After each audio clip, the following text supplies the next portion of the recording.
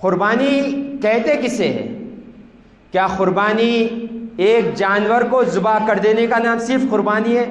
قربانی ہے صرف یہ قربانی نہیں ہے. جانور کو ذبح کر دینا یہ قربانی ہے، مگر صرف یہی قربانی نہیں ہے. قربانی نام ہے اللہ تعالیٰ کے سامنے اپنے آپ کو پیش کر دینا، اللہ تعالیٰ کی اطاعت، اس کی فرما برداری میں ہر حکم پر لبیک کہنا، یہ قربانی ہے. اللہ تعالیٰ حضور پاک صلی اللہ علیہ وسلم سے مخاطب ہو کے فرماتا ہے، اے محبوب آپ فرما دیجئے قل ان صلاتی و نسکی و محیای و مماتی للہ رب العالمین. اے محبوب آپ فرما دیجئے میری نماز، میرا قربانی، میرا جینا، میرا مرنا سب اللہ کے لیے ہے جو سارے جہانوں کا رب ہے. قربانی نام اس کا ہے، اپنے آپ کو پیش کر دینا یہ نام ہے قربانی کا. اگر قربانی نام ہوتا ایک دمبا کو ذبح کر دینا تو حضرت ابراہیم علیہ السلام کو یہ حکم نہیں ہوتا کہ حضرت اسماعیل علیہ السلام کو لے جاؤ اور قربان کرو. قربانی مانگتی ہے، کیا مانگتی ہے؟ آپ کے نفسان کو ایک چوٹ مانگتی ہے. اسماعیل علیہ السلام کو جب ذبح کرنے لے کر گئے تھے حضرت ابراہیم علیہ السلام، ایک لمحے کے لیے فکر نہیں تھی آپ کو میں اپنے بیٹے کو ذبح کر رہا ہوں، نہیں، میرے رب کا حکم ہے میں ذبح کر دوں گا. تو قربانی نام ہے اللہ کے سامنے اپنے آپ کو پیش کر دینا. جان سے مانگے جان کے ساتھ، مال سے مانگے مال کے ساتھ، عزت سے مانگے عزت کے ساتھ. ہمارا جینا اللہ کے لیے، ہمارا مرنا اللہ کے لیے، ہمارا کھانا اللہ کے لیے، ہمارا پینا اللہ کے لیے، ہماری دوستی اللہ کے لیے، ہماری دشمنی اللہ کے لیے، ہمارا بھوکا رہنا اللہ کے لیے، جو کچھ ہماری زندگی میں صرف اللہ کے لیے. یہ قربانی ہے. ہم قربانی صرف ایک جانور کو لا کر ذبح کر دینے کا نام صرف قربانی سمجھ کر بیٹھ گئے، اور جب وہ قربانی بھی دیتے ہیں تو ہمارا حال اس میں ایسا ہے، کئی گھر کی شکایتیں آتے ہیں، کئی مال کی شکایتیں آتی ہے، کئی کام کاج کی شکایتیں نظر آتی ہے قربانی میں. حضور پاک صلی اللہ علیہ وآلہ وسلم کے پاس صحابہ اکرام آئے اور پوچھنے لگے یا رسول اللہ یہ قربانی کیا ہے؟ آپ جو ہمیں حکم دیے یہ کیا ہے؟ تو حضور پاک صلی اللہ علیہ وآلہ وسلم نے ارشاد فرمایا یہ تمہارے والد حضرت ابراہیم علیہ السلام کی سنت ہے. تو صحابہ پوچھنے لگے یا رسول اللہ پھر ہمارے لیے اس میں کیا ہے؟ تو حضور پاک صلی اللہ علیہ وآلہ وسلم نے ارشاد فرمایا ایک چھوٹے سے بال پہ بھی ایک عظیم نیکی ہے اس پر. جانور کے ایک بال پر بھی ایک اللہ تعالیٰ عظیم نیکی عطا کرتا ہے. نہ جانے کتنے جانور کو بال ہوتے ہوں گے، ہر بال کے بدلے اللہ ایک عظیم نیکی عطا کرتا ہے. صحابہ کرام نے پوچھا یا رسول اللہ اونٹ کے مطابق کیا کہنا ہے؟ حضور پاک ہم فرمائے اسی کے مطابق وہی ہے، ہر بال کے بدلے ایک عظیم نیکی ہے. اور صحابہ کرام حضور پاک صلی اللہ علیہ وآلہ وسلم کے پاس ہے اور پوچھا یا رسول اللہ قربانی کا جانور کیسا ہونا چاہیے؟ حضور پاک صلی اللہ علیہ وسلم نے فرمایا قربانی کا جانور مہنگا ہونا چاہیے اور عمدہ ہونا چاہیے، کیونکہ تم اسے رب کی بارگاہ میں حاضر کر رہے ہو، رب کی بارگاہ میں پیش کر رہے ہو، تو اس کی قیمت بھی اچھی ہونی چاہیے اور دیکھنے میں بھی عمدہ ہونا چاہیے. کیوں؟ کیونکہ جس نے تمہیں مال دیا ہے اسی نے تمہیں حکم دیا ہے قربانی کا. اللہ کا فضل دیکھے یہ امت پر، مال بھی خود دیتا ہے، قربانی کا حکم بھی خود دیتا ہے. جب قربانی دیتے ہیں تو صاحب قربانی کی نجات کا پروانے بھی خود سنا دیتا ہے. یہ فضیلت یہ امت کو دی گئی ہے. تو ہمیں اچھا جانور لینا ہے قربانی کے لیے، ایسا عمدہ جانور لینا ہے جسے دیکھ کر دل خوش ہو جائیں، ایسا جانور لینا ہے ہمیں. اس لیے لینا ہے کہ اللہ کو راضی کرنا ہے، اس لیے نہیں لینا ہے لوگوں کو اپنے کو دکھاوا کرنا ہے، اپنے نیچے والوں کو حقارت سے دیکھنا ہے، اس لیے نہیں لینا ہے. اس لیے لینا ہے میرے رب کا حکم ہے، اللہ اور رسول نے جو کہہ دیا ہے اس پر لبیک کہنا ہے. آج ہمارا کیا حال ہوتا ہے قربانی کے جانور سے لے کر؟ پہلے ہم اگر حصہ لینا ہے تو دیکھتے ہیں پوری بازار میں کہاں پر حصے میں قیمت کم ہے، وہاں پر جا کے حصہ لیتے ہیں. ہم اگر جانور لے رہے ہیں، ایک چھوٹا جانور لے رہے تو پہلے دیکھتے پوری بازار پھرتے کیا ریٹ چل رہا ہے، پھر وہ ریٹ کے مطابق سوچتے ہیں کہ اب نیا نیا جانور آیا ہوا ہے، تھوڑے دن ٹھہریں گے، اس کی قیمت گرے گی جب لیں گے۔ کب لیتے ہم جا کر؟ چاند رات کو لیتے ہیں۔ کیوں لیتے ہیں؟ کم میں مل جاتا ہے، کم میں مل جاتا ہے۔ بلکہ لینے والا قربانی شخص یہ تو سوچے کہ میں لے کے آ رہا ہوں اور پیش کس کے سامنے کر رہا ہوں۔ کیا اللہ تعالیٰ کے پاس قربانی کا گوشت پہنچتا ہے؟ کیا خون پہنچتا ہے؟ نہیں، آپ کا اخلاص پہنچتا ہے۔ آپ کی جیسی نیت ہے اللہ کے پاس وہ پہنچتی ہے۔ آپ اگر کسی شخص کو کوئی دکان پر بھیج دیں اور کہے جا کر وہاں سے فلاں سامان لے لو، اب وہ سامان لینے والا جب سامان لیا تو اسے پتا چلا کہ یہ سامان جو تھا وہ آخری گھٹیا کوالٹی کا تھا، اس میں کوئی کوالٹی نہیں تھی، عمدہ سامان نہیں تھا اس میں، تو آپ کیا کہیں گے؟ میرا نام لینے کے باوجود تم نے یہ سامان دیا ہے، یہ میری عزت ہے تمہارے پاس؟ آپ ناراض ہو جاؤ گے۔ اب اپنے آپ کو آئینے کے سامنے ٹھہرائیں اور پوچھیں میں قربانی کس کے نام پر دے رہا ہوں، کس کی رضا کے لیے دے رہا ہوں؟ اللہ کے لیے دے رہا ہوں، اور کیسا مال دے رہا ہوں؟ مال دینے والا وہی ہے، پھر ہمیں کیوں اس مال میں کنجوسی کریں؟ یہ مال انسان کے لیے نجات کا ذریعہ بھی ہے، انسان کے لیے وبال کا ذریعہ بھی ہے۔ کیوں نہ جو اس نے مال دیا ہے وہ ہمارے لیے نجات کے لیے استعمال کیا جائے، اللہ کی خوشنودی کے لیے استعمال کیا جائے۔ تو مال دل کھول کر خرچ کرے، قربانی کا جانور ایسا لے جسے دیکھ کر آپ کا دل خوش ہو جائے،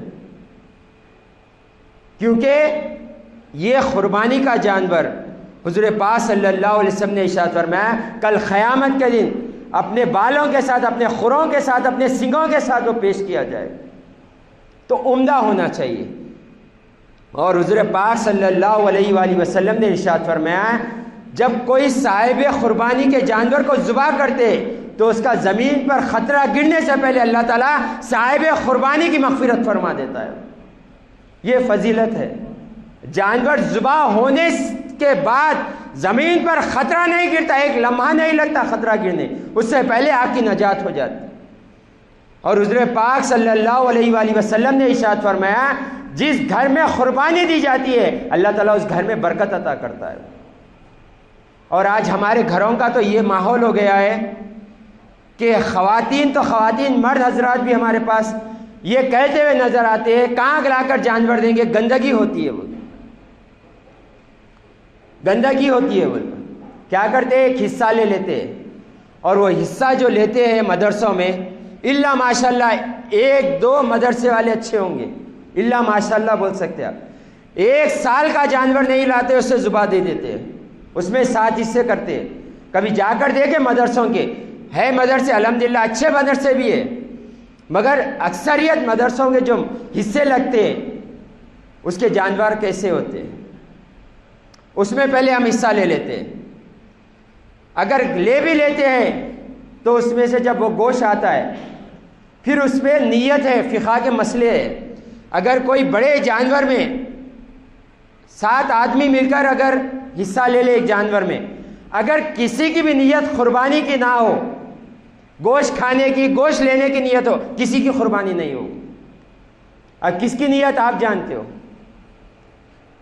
تو اچھا ایک حصہ ہو تو ایک بکرا لا لیجئے، اگر ہے تو 6-7 دوست مل کر ایک ایسا جانور خریدے جو دکھنے میں عمدہ ہو، دکھنے میں عمدہ ہو، پھر اس کے سب مل کر ذبح کرے اور تقسیم کرے۔ اور حضور پاک صلی اللہ علیہ وآلہ وسلم نے ارشاد فرمایا جب صاحب قربانی کا جانور ذبح کرتے زمین پر خطرہ گرنے سے پہلے وہ عرش عالی تک پہنچ جاتا ہے، اللہ کی بارگاہ میں پہنچ جاتا ہے اور مقبولیت پا لیتا ہے۔ ہم دیکھیں کتنے لمبے لگتے، وہ 7 آسمان کو پیچھے چھوڑ کر، عرش کو پیچھے چھوڑ کر اللہ کی بارگاہ میں حاضر ہو جاتا ہے اور فضیلت پا لیتا ہے۔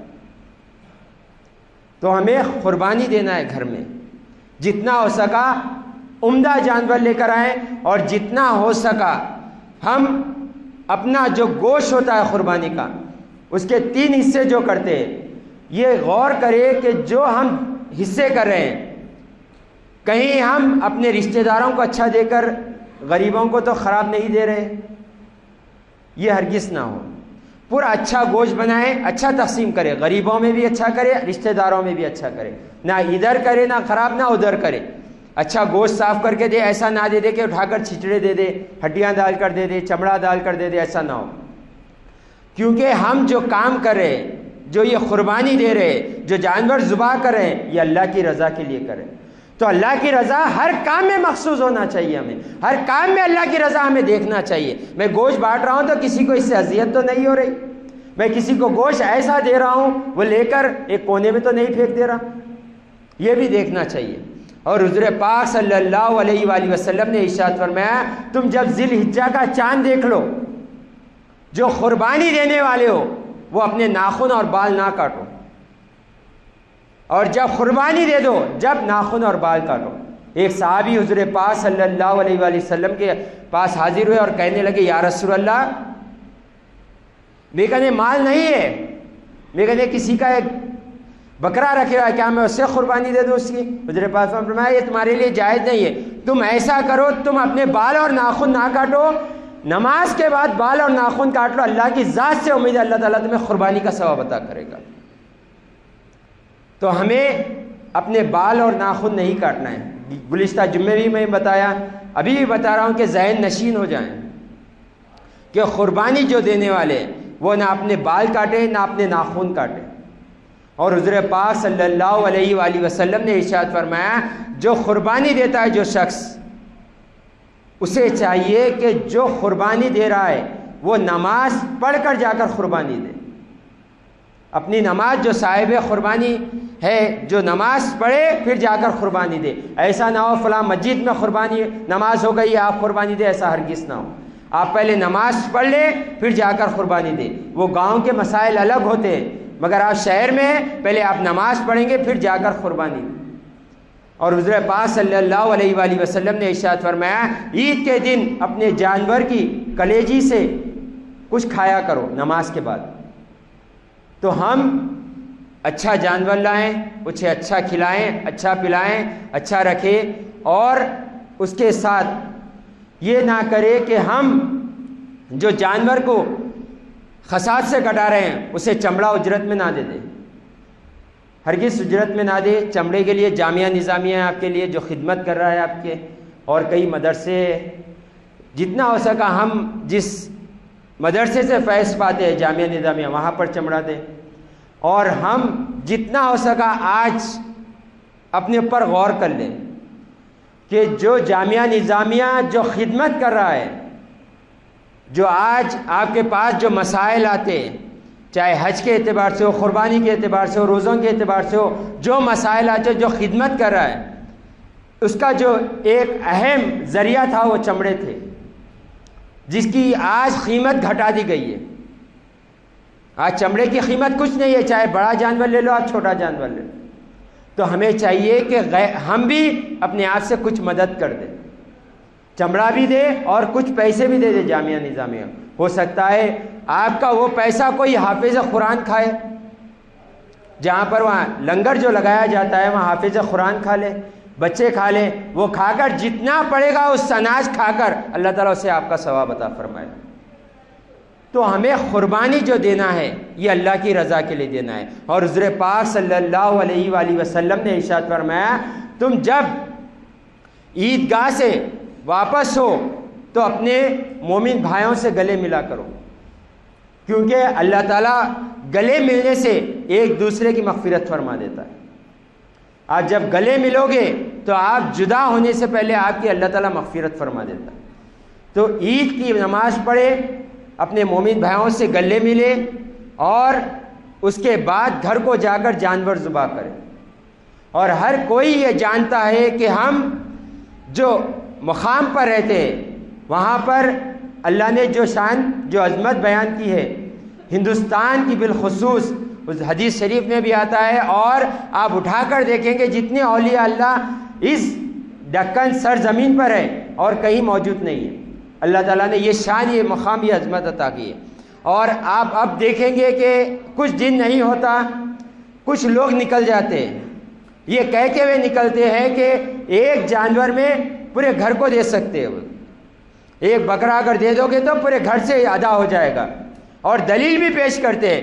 یہ کہتے ہیں کہ نبی کریم صلی اللہ علیہ وآلہ وسلم نے 2 دمبے لائے اور ایک اپنے گھر والوں کی طرف سے دیا اور ایک امت کی طرف سے دیا, اور یہ پیش کرتے ہیں.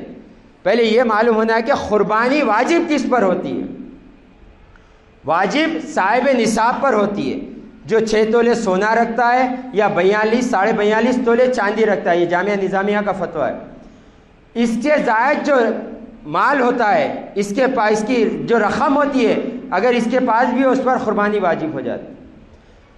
قربانی جس پر واجب ہوتی ہے اس کے حصے پہ ایک ہی حصہ آتا ہے, ایک ہی حصہ ہوتا ہے. بڑے جانور میں 7 حصے ہوتے ہیں, 8واں حصہ شریک نہیں ہو سکتا ہے بڑے جانور. تو پھر پورے گھر سے ایک جانور کیسا دے سکتے ہیں؟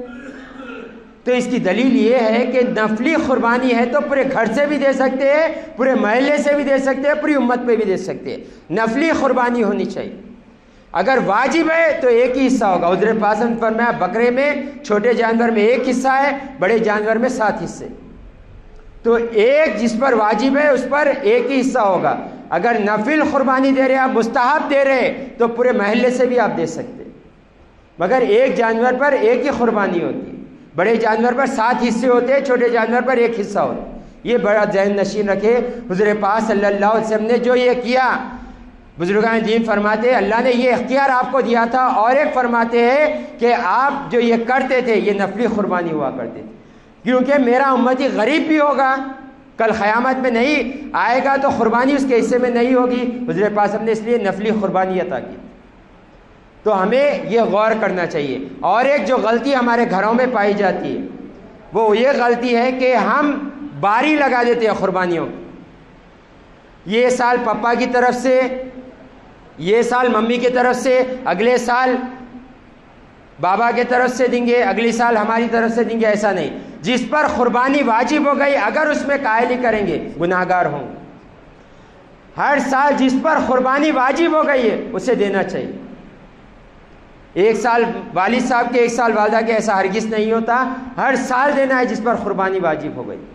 اور جو غلطی ہمارے پاس ہوتی ہے, والد صاحب کا انتقال ہو جاتا ہے اور آپ پر قربانی واجب ہوتی ہے, آپ اپنی قربانی نہیں دے کے والد صاحب کی طرف سے دیتے, یہ بھی گناہ ہے.